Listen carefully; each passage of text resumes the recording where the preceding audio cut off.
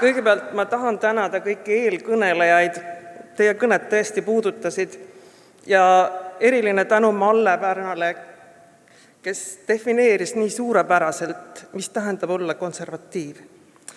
Ja ma julgen öelda, enne kui ma kõnelema hakkan, et ma liitusin küll alles 25. aastal, aga minu sees on olnud see konservatiiv ja püüdnud sealt välja pääseda.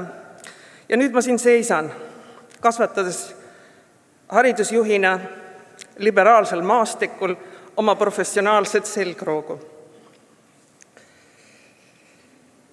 Olles haridusjuht, soovin ma täna rääkida alusharidusest, mille tähtsusest räägitakse Eestis palju pidupäevadel, dokumentides ja ilusates poliitilistes kõnedes.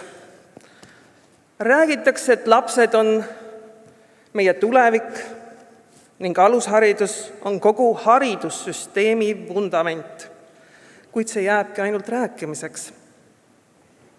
Ja pärast seda pidupäeva tavaliselt jätkub ellujäämise baaskursus hariduses Eesti moodi.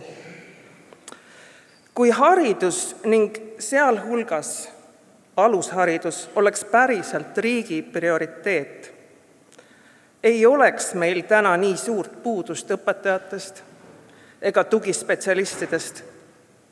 Ei oleks sellist olukorda, kus õpetajad töötavad ülekoormuse piiril ning omavalitsused peavad üha kasvavate kohustustega toime tulema ilma piisava riikliku toeta. Tõde on see, et meie riik on aastaid lükanud vastutust kohalikele omavalitsustele, kuid jätnud katmata vajaliku baasrahastuse.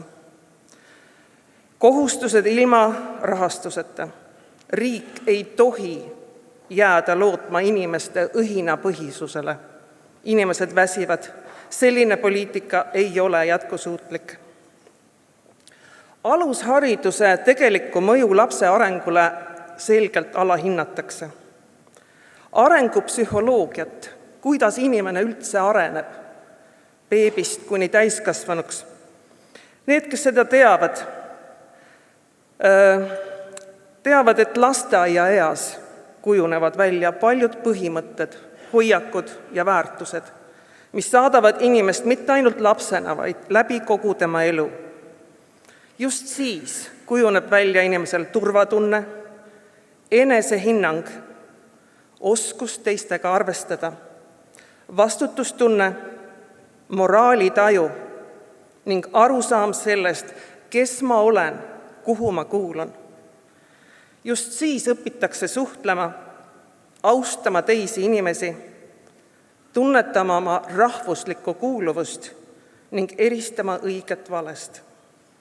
Ja kui me täna Eesti ühiskonnas sellele pildile vastu vaatame, siis me näeme, just nende teemadega oleme meie hädas. Me näeme usaldamatust, vastandumist, võõrandumist, kartust väljendada oma mõtteid ja vaielda selleks, et leida lahendusi. Me tegeleme tagajärgedega või mis veel hullem, me tihti ainult räägime tagajärgedest ja ei tegele kunagi põhjustega.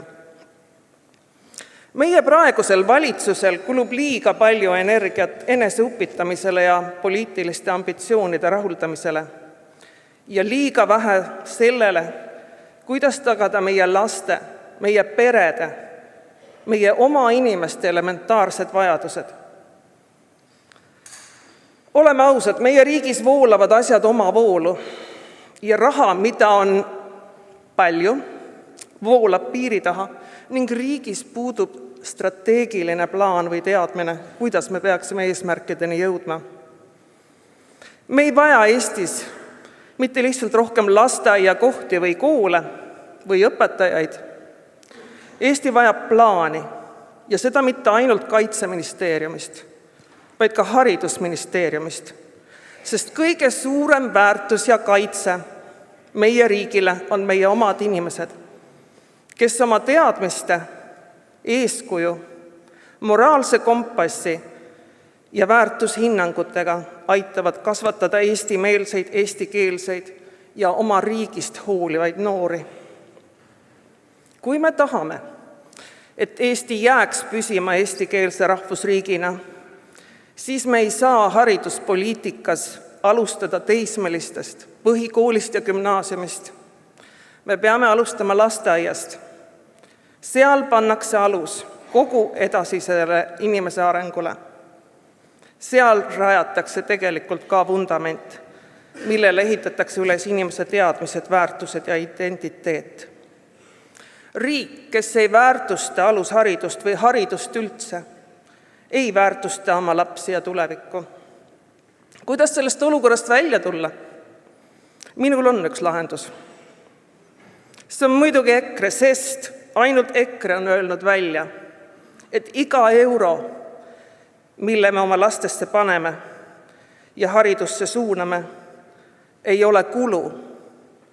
See on tõesti väärtuslik investeering Eesti eest.